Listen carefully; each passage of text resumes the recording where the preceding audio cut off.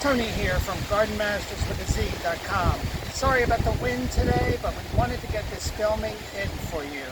This is the Euonymus shrubs that had a problem earlier in the season. We decided to correct that problem, and we wanted to give you an update to show you how they are doing.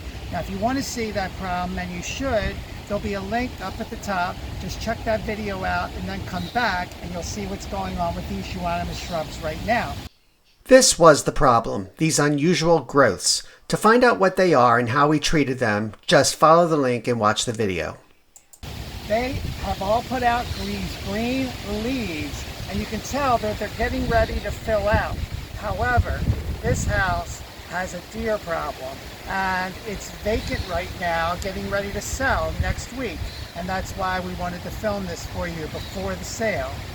The deer problem is here because no one is here to spray the shrubs or chase them off or anything. They are eating all the leaves as they come out.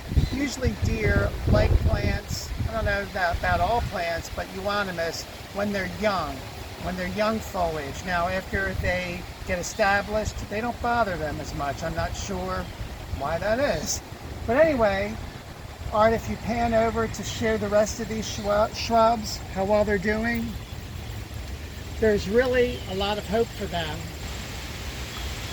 And the main thing to point out is we now have growth from the bottom to the top.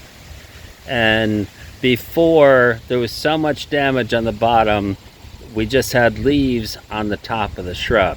In these before shots, here you can see the overall condition of the plant. It was green at the top, but dead at the bottom.